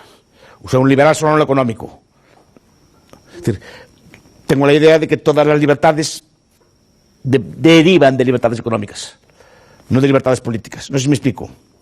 La libertad siempre tiene una base material. A ver, libertad de expresión o de pensamiento la tienen todos. En sus cabezas piensan lo que quieren. Y eso no se los puede quitar nadie ni aun torturados. Pensar lo que les da la gana a ustedes, tienen en su cabeza derecho a pensar lo que quieran. Lo que pueden restringirle es el derecho a expresar esa opinión. Porque para expresar esa opinión, ¿qué requiere? De medios materiales. Para expresar sus teorías, ustedes requieren una televisión, una emisora de radio, requiere papel y tinta en el caso de un periódico, o requiere de un laptop o una tableta para escribir Facebook o WhatsApp o lo que ustedes necesiten, pero necesitan de algo material siempre. Si el Estado elimina esas libertades y elimina la propiedad privada, puede eliminar las cosas, y toda libertad deriva de la propiedad privada. ¿En qué sentido? ¿Qué pasaba en Chile, por ejemplo? El gobierno en tiempos de Allende, o qué pasa ahora con Cristina en Argentina o en Venezuela, en otros sitios, ¿qué hacen? ¿Censuran? No censuran. Simplemente a los periódicos opositores le niegan papel y tinta. Dicen que el papel y la tinta, las divisas para importar papel, pues no son necesarias para otras cosas, y les niegan el acceso a papel y tinta. Pero no prohíben nada. ¿Están prohibiendo o no? De hecho, sí, no están censurando de ley, están censurando simplemente por los medios materiales. Allende prohibía la importación de repuestos a las radios, y solo le daba repuestos a las radios suyas, no a los de los otros. Todas las radios acababan estropeándose y no funcionaban. Ustedes son libres en la medida en que en sus casas pueden juntarse allí, escribir, conspirar. Son libres en la medida en que ustedes pueden comprar una fotocopiadora o una máquina y editar sus cosas. O tienen un coso de PDF y un computador y escriben sus cosas y las cuelgan en Internet. Si no tienen acceso a esos medios materiales, ustedes no tienen nada, no tienen libertad ninguna.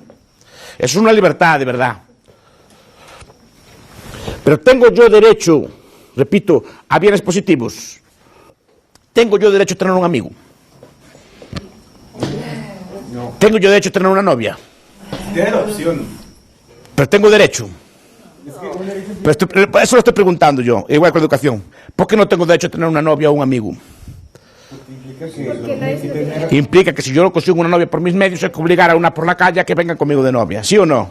Y si nadie quiere acompañarme al cine o al fútbol, agarran a uno cualquiera de ustedes y lo obligan a venir conmigo, para que no esté yo solo. Eso es lo que implicaría tener yo un derecho. No sé si me explico.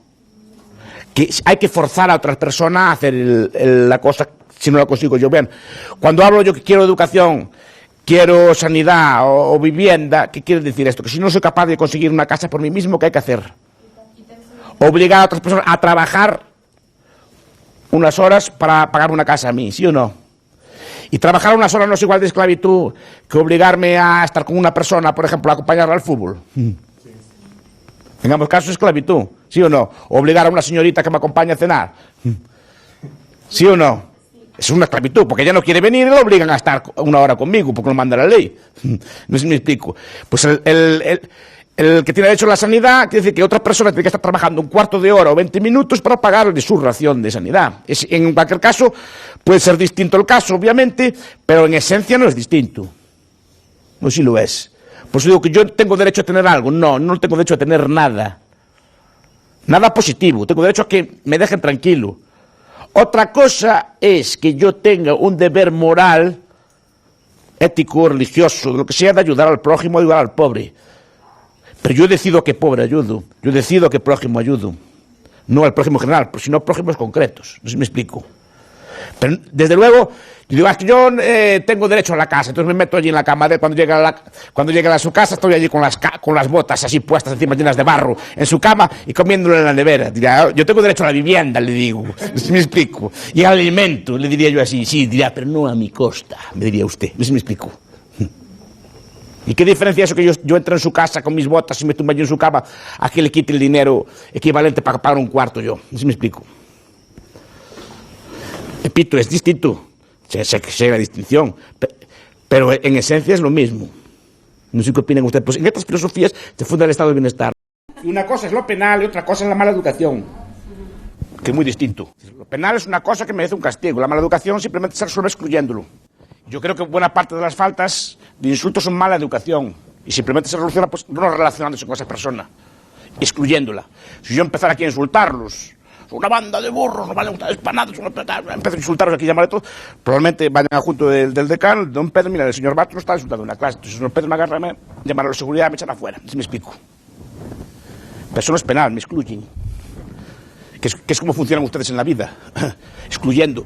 Si una persona les molesta o así, simplemente la excluyen. Es el principal factor de orden. En el mercado, las discriminaciones estúpidas las sancionan sin piedad. No sé si me explico. Si yo, obviamente, tengo un bar y no dejo entrar mujeres, no dejo entrar negros, y estoy perdiendo dinero soy yo. Normalmente no tengo ningún incentivo a hacer eso. Por lo que digo, siempre piensen en términos paradójicos. Curiosamente, cuanto más deja de discriminar, menos discriminación hay. Yo una vez salía en España, salía de la clase, así como hasta ahora que salimos nosotros. Y iba yo para casa y oigo así a mis alumnos: doctor, venga con nosotros, estaban a tomar un vino. ¡Wow! Decía, voy. Fui con él, no me explico. Y hubo deliberación republicana, no me explico. ¿A dónde vamos? Hubo debate, tal, unos decían que no se quede la música, otros que era mejor la cerveza en otro sitio, tal. Y triunfó un argumento. Dice, vamos a tal sitio que la camarera está buena. Hubo deliberación y todos los machos famosos fuimos allí. No sé si me explico. Ganó ese argumento, estuvo mejor fundado. No sé si me explico. Y allí fuimos Profesor. Y allí fuimos una banda de gente, yo me incluyo, tras la deliberación. Obviamente yo voté por la música, esas cosas.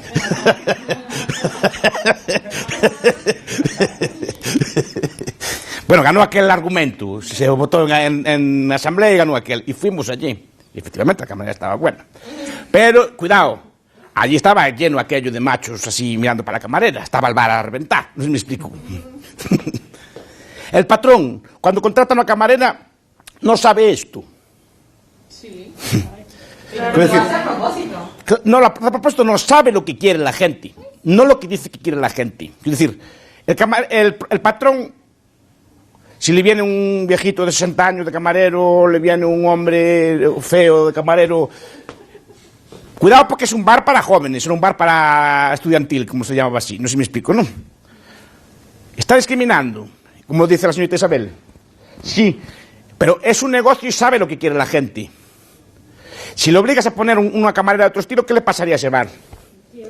Porque nosotros no iríamos allí.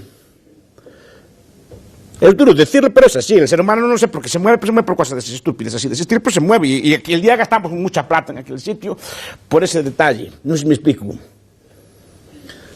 Al revés, si ustedes van a un hotel muy bueno que hay allí, que es los mejores del mundo, el Hotel de los Reyes Católicos, ahí verá que las camareras no son así, sino que son camareros viejos o señores así o señoras mayores, muy pulcras, muy corteses, muy tal, nada espectaculares, cosas por el estilo. Y yo que seguro que, por ejemplo, son camareros que sepan de vino, camareros que sepan, que tengan muy educación, que sean discretos, que no cuenten lo que oyen allí, etcétera, ese tipo de cosas. Entonces, allí quieren otro tipo de camareros. Y también, por ejemplo, la chica espectacular esa allí no la querrían. No sé si me explico. También la estarían discriminando en este caso. Por ser joven o por ser muy espectacular. No sé si me explico. Yo creo que ambos tienen razón. Cada uno sabe su negocio, que está mal decirlo. Pero el patrón no puede evitar que si cambia la camarera para hacer caso a los criterios de la señorita Isabel, allí no estaban aquella tropa toda. No sé si me explico. Se impondría otro criterio, igual iríamos al bar de la música o iríamos al bar donde por casualidad le tocara a esa camarera. No sé si me explico. Porque si no, es impedirle trabajar, porque esa camarera trabajaría, si no es en ese sitio, en otro. Y allí iríamos nosotros. No sé si me explico. Yo solo voy a contratar a las guapas. O sea, oferta de empleo solo si quieren guapas. Eso seguramente es lo que podría ser en muchas legislaciones sancionable. Hacerlo no. Es solo decirlo. No sé si me explico. Pero el problema que yo planteo es que normalmente es mucho más arbitrario el poder del Estado que el poder del mercado. El mercado no es caprichoso y el gobierno sí. Es lo que estoy diciendo. El mercado usted puede teóricamente hacer lo que le da la gana con él. Pero usted, por ejemplo, se pone muy exquisita, que le empieza a discriminar a todas las razas, al final se queda sin nadie que quiera andar con usted. No sé si me explico. No puede andar a hacer lo que le dé la gana. El mercado no es tan caprichoso. Usted puede discriminar a todos los negros, gays o ateos o lo que quiera usted en su bar y al final se quedará sin clientes. Lo paga usted de su bolsillo. Al final no puede hacerlo porque no se mantiene en el mercado y lo echan. ¿Dónde puede hacerlo? En sistemas estatales.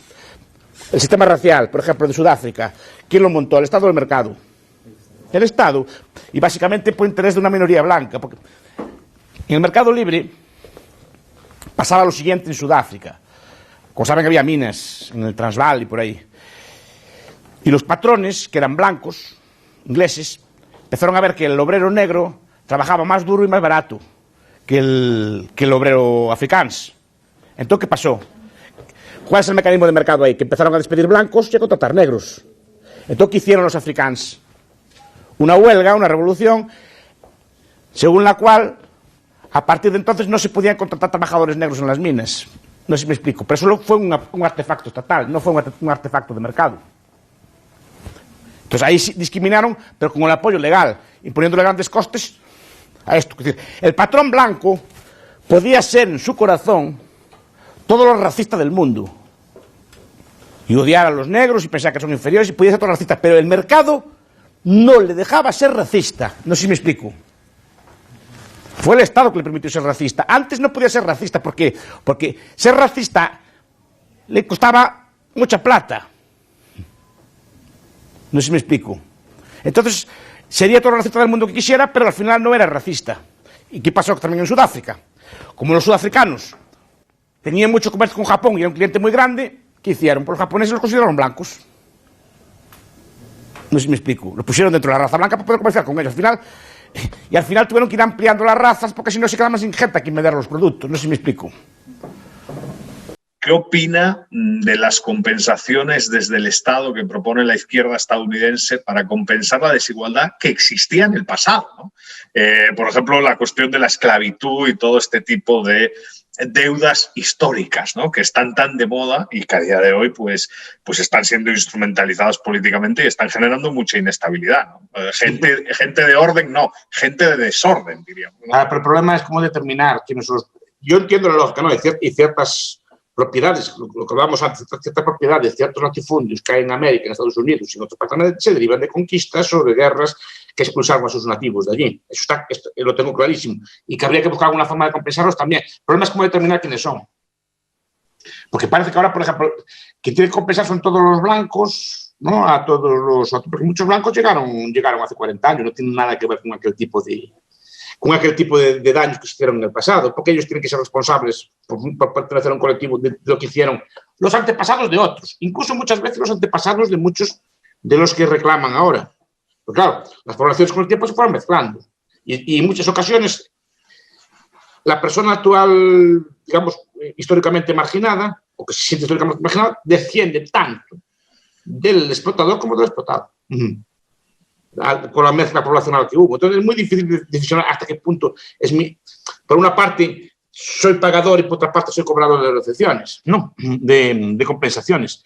Ahora, la idea en sí tiene lógica, ¿eh? Es una vieja es una vieja disputa libertaria. Si se puede identificar claramente quiénes son los que detentan el derecho, etcétera, se debería poder dar. Pero cuidado, también se da otra injusticia ahí. Es decir, que normalmente muchas veces, aunque hay casos de desigualdad hoy y no estoy negando, muchas veces colectivos que están relativamente bien integrados a día de hoy, disfrutando de una vida cómoda, llevan indemnizaciones por lo que pasaron sus abuelos.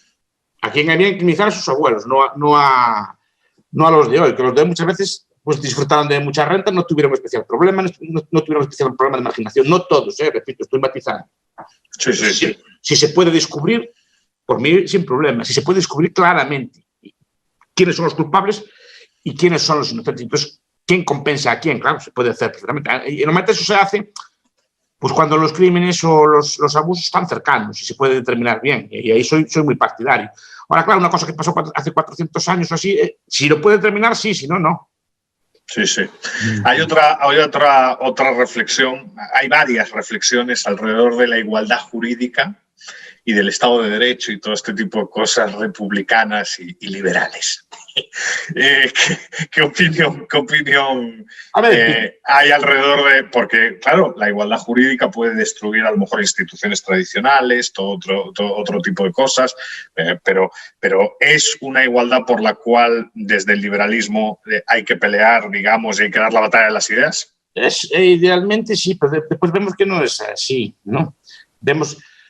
Hombre, yo lo veo todos los días, que no todo el mundo es igual...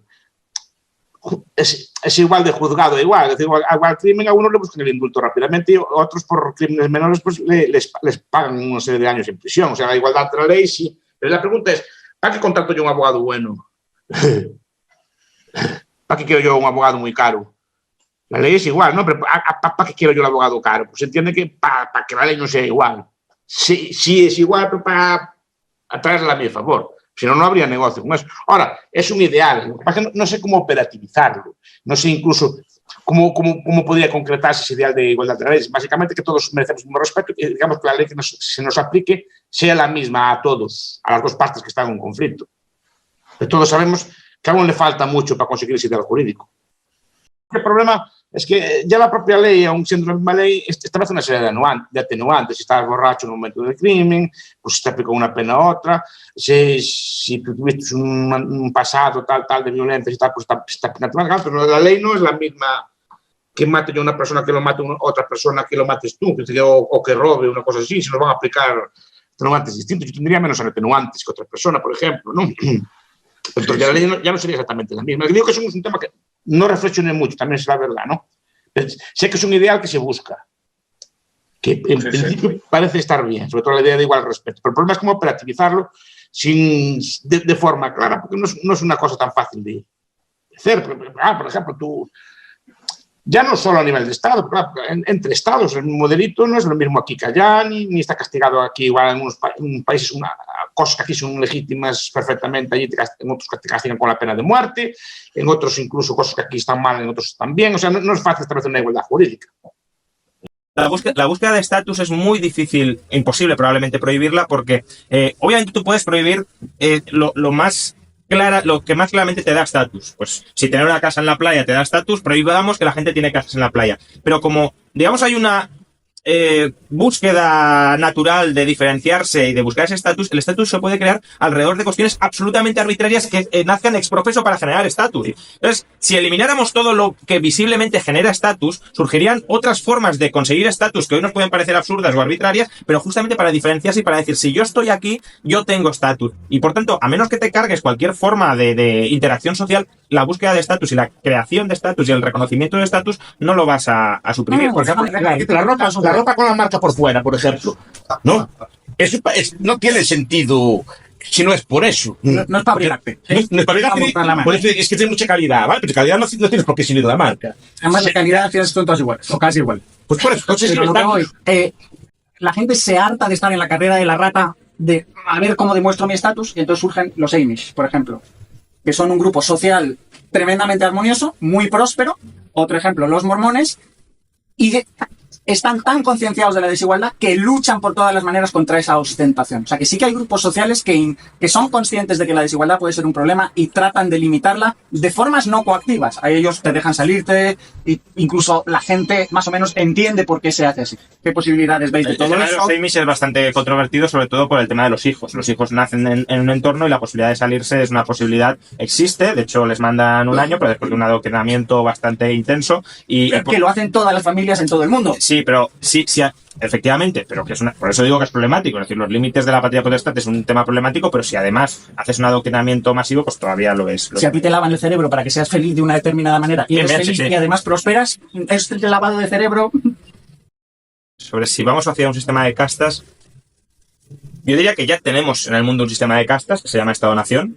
Es decir, dentro de las fronteras de una economía hay una población mucho más rica que en otras economías son otros marcos institucionales peores y no se permite en muchos casos que haya intercambio entre esas diversas poblaciones. ¿Hasta qué punto este sistema de castas es problemático? Bueno, pues estamos conviviendo con él y parece que nos preocupamos más por la desigualdad que existe dentro de nuestra casta que por la desigualdad que existe entre estratos de castas. Pero yo creo que sabemos que incluso en este sistema de castas, luego podemos estar a favor de esta propuesta o no por distintos motivos, pero una forma brutal de reducir la desigualdad mundial sería la libertad de movimientos de fronteras. Ya digo, luego podemos estar a favor o en contra por otras razones, pero ese efecto tendría un efecto igualador muy, muy grande. ¿Qué significa esto? Que en la medida en que seas capaz de combatir las castas con libertad, la desigualdad derivada de las castas, aunque sean castas generadas voluntariamente, es decir, no nos vamos a mezclar con vosotros por simple elección, va a ser muy difícil de perpetuar en el tiempo, porque habrá inevitablemente mezcla. El problema de las castas viene cuando se convierten en, digamos, objeto y fuente de privilegios políticos. Eso sí que es capaz de consolidar la casta muchísimo. Es como un cártel donde estás dando muy fuertes incentivos a que el cártel no se rompa y se mantenga. Si tú dices, por ser de esta casta y por no mezclarte con otros, no vas a pagar impuestos, por ejemplo, y los otros van a pagar impuestos brutales. Pues entonces no te quieres salir de esa casta. Si además tienes prohibido entrar en esa casta procedente de otras castas, pues entonces también, evidentemente, es muy complicado que se rompa el sistema de castas. Ahora, cuando existe al menos libertad formal, libertad jurídica de migrar entre castas, pues evidentemente puede haber una cierta consolidación de la desigualdad con cierta movilidad social, pero no será algo ni irreversible ni además, y creo que ahí es donde hay que influir en el discurso, nada que creo nos debiera preocupar en la medida en que sean desigualdades fruto de acuerdos voluntarios y beneficiosos para las partes que los traen. Yo creo que la desigualdad es un instinto humano que en gran medida hay que domesticar. Es decir, no todo lo que es fruto de la evolución, no todos los instintos que son fruto de la evolución tienen por qué ser funcionales o tienen por qué ser justos en el entorno actual. Por ejemplo, el asco o el desprecio hacia la homosexualidad, que es algo también bastante instintivo, es algo que hemos conseguido frenar o domesticar. ¿Por qué? Porque hemos entendido que no está bien y que hay que denunciarlo y que hay que criticarlo y que hay que volverse más tolerantes hacia la diversidad sexual. Bueno, pues de la misma manera que sucede esto, y es una conquista en gran medida de los liberales, también hemos de conseguir que el instinto igualitarista, la envidia igualitarista de porque tú tienes más, aunque lo hayas conseguido por medios absolutamente justos, te tengo que reducir a mi posición de mediocridad, que esa diversidad, que esa heterogeneidad, que esa pluralidad también sea respetada dentro de la sociedad. Y ese es un valor, es una conquista que hay que ir haciendo y que no es fácil porque mucha gente instintivamente está programada para eso aborrecerlo. Pero bueno, luego sí que hay, es decir, al final el problema de la desigualdad puede estar vinculado con otro problema que sí que es verdaderamente grave, que es el problema de la pobreza y quizá de la falta de movilidad social, es decir, de estratos de la sociedad que están estancados en una posición incluso relativa en la que no pueden promocionar. ¿Y eso cómo se soluciona? Se soluciona con mucho más mercado, con mucha más libertad para asociarse, mucha más libertad para comerciar, mucha más libertad para ayudarse mutuamente, no toda asociación tiene por qué ser mercantil o mercantilizadora, mucha más libertad para adaptarse, ya digo, a este entorno cambiante que ha sido ese cambio el que ha generado la desigualdad actual, derivada de que los que mejor se han adaptado están siendo los que más rentas están consiguiendo, o los que mejor se han adaptado a la rapiña y a la conquista del Estado, que esa es otra cosa que habría que corregir erradicándola. Pero los que han prosperado porque se han adaptado mejor al proceso de intercambio global que está surgiendo con la globalización, son los que tienen más renta. Los que peor se han adaptado, los que están viendo su renta estancada. ¿Cómo conseguimos acelerar esto? Como digo, con mucha más libertad económica para favorecer también, para coadyuvar también en el proceso de adaptación de los que hoy salen netamente perjudicados, o al menos no están saliendo netamente beneficiados por el proceso globalizador. Más Estado, más regulación, más control, más dirección, en un mundo tan complejo y tan cambiante, lo único que va a hacer es fosilizar la capacidad de adaptación de la gente. No es volver a la sociedad más antifrágil, volviendo a la terminología de Taleb, sino mucho más frágil y a medio plazo mucho más mucho más empobrecida al conjunto de la sociedad. Sí, yo suscribo plenamente lo que dice Juan Ramón y les cuento una anécdota. Una vez con el presidente Piñera conversando en su oficina, el expresidente Piñera en Chile, cuando ya había dejado de ser presidente, tuvimos una larga conversación en la cual uno de los temas que tratamos fue la desigualdad de la envidia. Él dio un discurso muy famoso en que endosó prácticamente todo lo que decía la izquierda en materia de desigualdad en Chile. Y él, como yo he sido crítico, un día me invitó a conversar, a ver, y entonces me plantea el siguiente argumento y me dice, mira, a ver, porque el típico argumento de las posiciones absolutas, mira, si todos vamos mejorando, ¿qué importa que las desigualdades aumenten? Entonces él me dice, a ver, ¿qué pasa si tú ves tu renta incrementada en $1 y tu vecino 100 millones de dólares? ¿Te da exactamente lo mismo? Y dije, bueno, a mí probablemente me daría lo mismo, pero entiendo el punto de que mucha gente no le daría lo mismo. Bueno, entonces me dice, hay algo en el espíritu humano que busca eso y por lo tanto hay un valor ahí. Hay un valor y por lo tanto la política tiene que hacerse cargo de la igualdad. Pero es que no, presidente elegido. Por lo mismo que estás diciendo tú, Juan Ramón, es un tema de instintos que nosotros, a través del trabajo cultural, la educación, tenemos que poder controlar y tenemos que poder canalizar de manera constructiva. Y en la medida en que se hace la política de la envidia, y vuelvo al libro de Schweck, que se lo recomiendo a todos, Unión Editorial lo tiene publicado por lo demás, en la medida en que se hace la política de la envidia, las sociedades obviamente se estancan, se atrofian y terminan generando divisiones mucho más profundas. Entonces le dije, en la sociedad anglosajona, por ejemplo, tradicionalmente por lo menos, el tema de la desigualdad no esté. Hay encuestas que a Obama no le daban el tema de la desigualdad. O sea, yo cuando estaba en Estados Unidos mucha gente me contaba es que no explota tanto lo de la desigualdad porque los americanos no se compran ese discurso. Pero se está tan anclado en la cultura anglosajona, esto del self-reliance y el tema ese, que lo de la desigualdad ahora se está metiendo más, con Sanders, en los millennials y todo, pero que tradicional y históricamente nunca tuvo una atracción como sí la ha tenido en Europa continental y como la ha tenido en América Latina. Entonces, no es un valor. Freud dijo que la civilización dependía de la supresión del instinto. Yo creo que hasta cierto punto, o en buena medida, eso es cierto. Si dejáramos que todos nuestros instintos, ¿no es cierto?, se desplegaran, viviríamos en la barbarie. Y precisamente la conquista, y en eso las religiones han contribuido, las instituciones que se van desarrollando de manera espontánea, los valores, en fin, la conquista de la civilización es eso, es el control y canalización de ciertos impulsos para respetarlo a través de respetar ciertas instituciones o reglas, ¿no es cierto?, que se van desarrollando que puedan ser más útiles para la sociedad. Si no logramos eso, y ese es el rol del Juan de Mariana, es el rol de estos eventos, el rol de los libros que estamos escribiendo y de los que están en medios de comunicación, es intentar contener eso. Si le damos cabida, desbocadamente vamos a tener a Pablo Iglesias de presidente de España el día de mañana. El ser versus el deber ser, muy breve. Cómo debiera ser el mundo versus cómo nosotros lo describimos y lo analizamos desde las probabilidades, desde las posibilidades que el mismo mundo ofrece, ¿no es cierto? Y aquí quiero volver a citar a Hayek, cuando Hayek hablaba de que en realidad los liberales hemos fracasado hasta cierto punto porque hemos sido incapaces de crear una utopía de libertad, así como debiera ser el mundo, una cosa romántica, una utopía genuinamente liberal.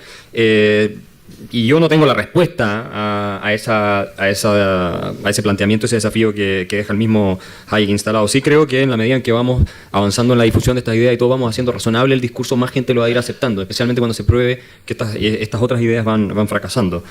Muy breve sobre la envidia, los roles. Yo creo que la envidia está anclada en la naturaleza humana, o sea, de verdad, no en todas las culturas, en todos los pueblos, en todos los tiempos ha existido.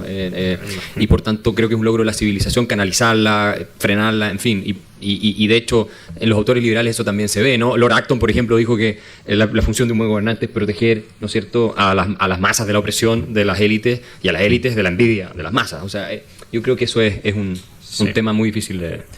Sí, yo también rápidamente sobre el deber ser. Hombre, yo creo que los liberales sí tenemos un deber ser muy, muy claro. Lo que pasa es que es un deber ser muy distinto al que tienen, claro, al que tienen pues los marxistas o al que tienen otras corrientes de pensamiento. Porque es que además el liberalismo se define por lo que debe ser, no por lo que es. Lo que es como está el mundo y no tendríamos nada que opinar al respecto. Seríamos meros observadores. Cuando filosofamos sobre el liberalismo es porque queremos cambiar el mundo en una determinada dirección que creemos que es mejor. Y en ese sentido hay una cosa que hay que cambiar, creo yo, que es la cultura. La cultura no es algo, o sea, es resultado del proceso natural, pero no es algo que esté ahí dado por la naturaleza, sino que es fruto de conductas que se van repitiendo y que se van fosilizando y que pueden ser instituciones fosilizadas que sean funcionales o que no lo sean. Entonces, es verdad que el instinto de la envidia está muy arraigado, y es verdad que la cultura lo ha potenciado, porque a lo mejor durante cierta época podía tener sentido potenciarlo y promoverlo. Es decir, que a lo mejor ser envidioso en determinado momento podía tener sentido como freno a la opresión política, económica o como lo queramos llamar. Ahora, eso no significa que no debamos tratar de dar esa batalla, ganar esa batalla y considerar que una sociedad donde el instinto envidioso esté mucho más controlado es una sociedad mucho más armoniosa. Un ejemplo muy claro.